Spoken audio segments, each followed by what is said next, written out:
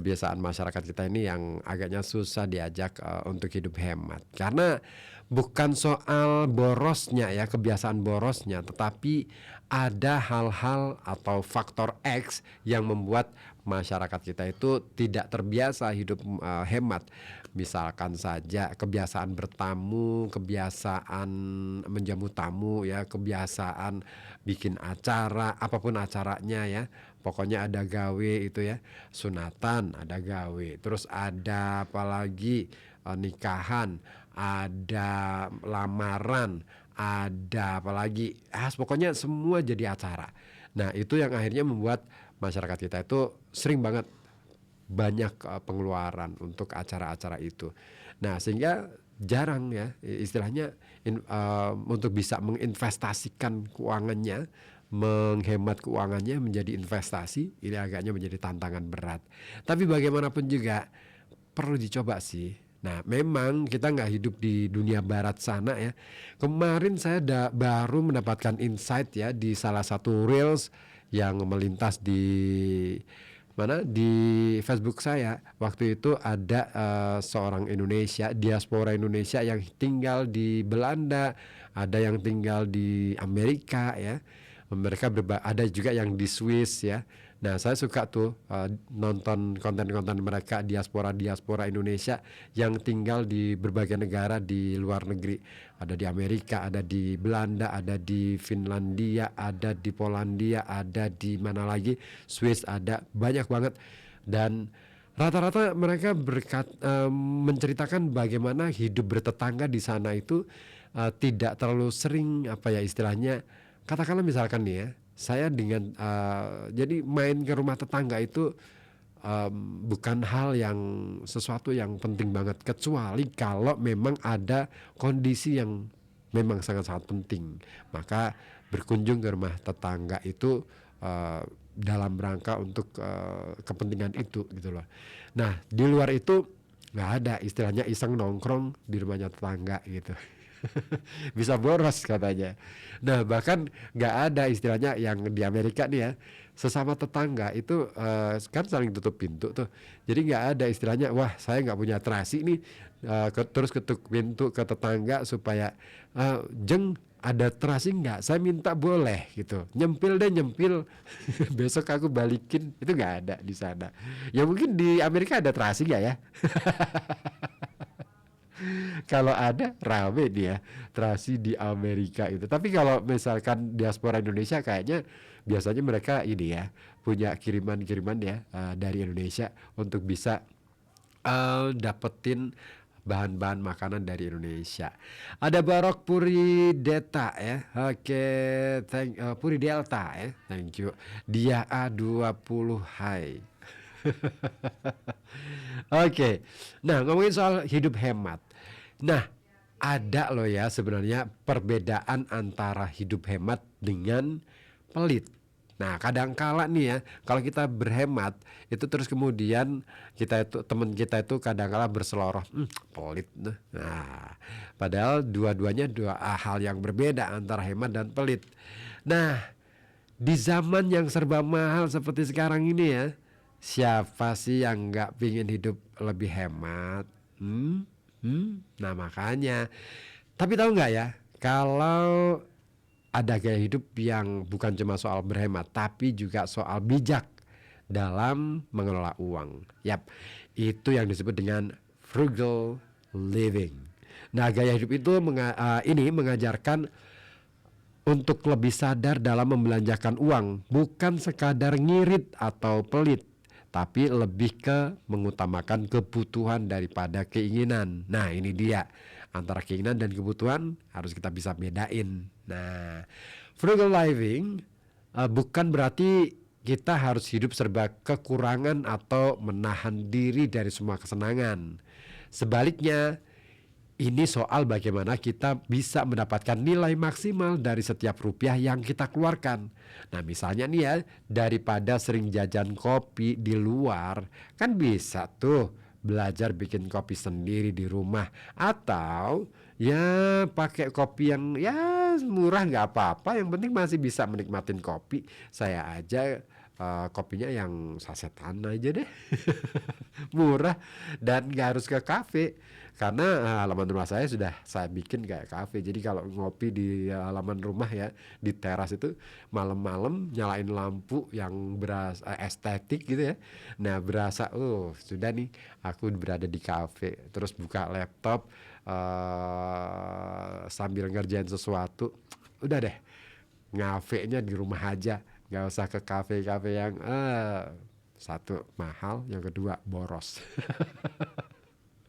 Yang ketiga, ya kalau kita punya luang waktu, kalau enggak ya kalau nggak ada perlunya, kalau saya biasanya ke kafe memang ada perlu, biasanya ketemu dengan kolega, ketemu dengan temen untuk membahas sesuatu yang kira-kira memang penting. Kalau nggak ada yang penting, ngapain juga, cuman sekadar nongkrong, buang-buang waktu, buang-buang duit, buang-buang segalanya, buang-buang kesempatan itu yang paling penting ya.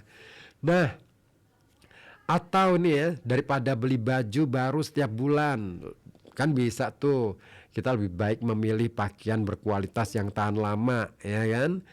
Nah, intinya frugal living ini adalah soal memprioritaskan pengeluaran yang benar-benar penting. Nah, banyak orang mengira frugal living ini menyiksa. Padahal justru sebaliknya, ya asik aja sih. Dengan gaya hidup ini kita bisa lebih tenang loh secara finansial karena nggak terus-menerus merasa kekurangan atau terjebak dalam gaya hidup konsumtif. Selain itu, kita juga bisa cepat mencapai tujuan keuangan seperti punya tabungan darurat, bebas dari utang, atau bahkan investasi untuk masa depan. Nah, menjalani frugal living juga bukan berarti nggak boleh menikmati hidup. Tetap aja kita bisa liburan, makan enak, atau belanja barang yang kita suka. Asalkan dilakukan dengan cara yang lebih cerdas, sadar bahwa apa yang kita beli, apa yang kita konsumsi ini memang benar-benar kita butuhkan, bukan yang kita inginkan, bukan yang kita benar akhirnya nggak ada manfaatnya sama sekali gitu loh ya. Nah, misal nih ya, kita bisa loh kalau misalkan mau beli barang-barang yang kita suka nih ya, cari diskon. Ketika belanja. Ya, kan ada tuh ya, diskon. Saya aja kalau misalkan belanja ya, atau belanja online itu ya, saya nyari yang harganya memang benar-benar diskon mepet banget, paling bawah banget. Iya, ya namanya juga kita sedang berusaha untuk gimana caranya pengeluaran kita nggak terlalu gede untuk sesuatu yang di luar kebutuhan kita gitu ya, yang benar-benar kebutuhan kita gitu. Nah makanya saya harus mencari harga termepet banget, jadi lumayan. Kemarin baru dapat nih barang yang harganya 0 rupiah, ada yang barang bagus nih untuk keperluan mobil sih, harganya paling berapa puluh ribu, nggak sampai ratusan ribu. Wah seneng banget dapat yang kayak gitu. Nah, makanya ya syukur-syukur kalau dapat bonus. Nah, apalagi tuh. Itu paling banget ya. Oke. Barok apa ini? Puri Delta ya. Keren juga kamu ya. Ada HWS Store dan juga ada Dewi Gojek ya. Thank you udah gabung. Nah, dengan begitu ya, dengan kita bisa memilih cara berbelanja yang bagus ya, yang istilahnya berhemat, kita bisa tetap menikmati hidup tanpa merasa bersalah.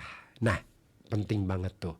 Jangan sampai ya kita belanja sesuatu yang kemudian di akhirnya nyesel deh. Wah, kenapa ya aku beli barang ini padahal cuman bisa cuman kepake sekali doang. Setelah itu ya nongkrong aja ya, nangkring aja tuh di atas meja atau di gudang dan lain sebagainya, padahal masih banyak dan masih bisa digunakan. Sayang banget kan. Nah jadi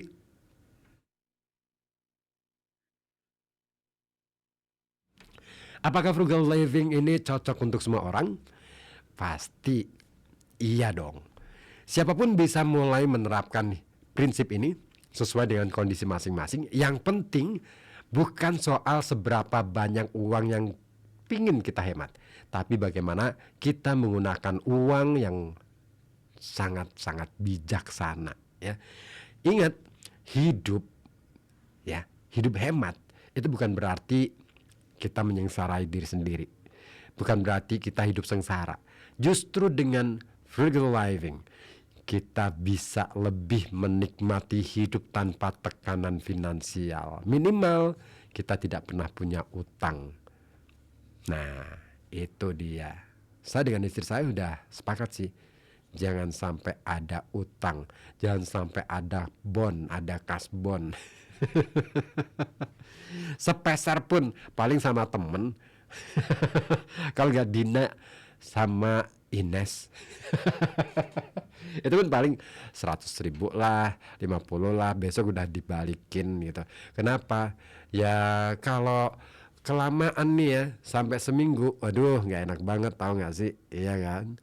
Nah jadi katakanlah misalkan seminggu nih ngutang, begitu ditagih, aduh uang 100.000 hilang deh, padahal pengen beli ini, wah pengen beli mie ayam nih, aduh harus dibayar ke yang apa ya, yang duit kita pinjem gitu, wah sayang banget kan. Makanya jangan biasakan banyak utang ya.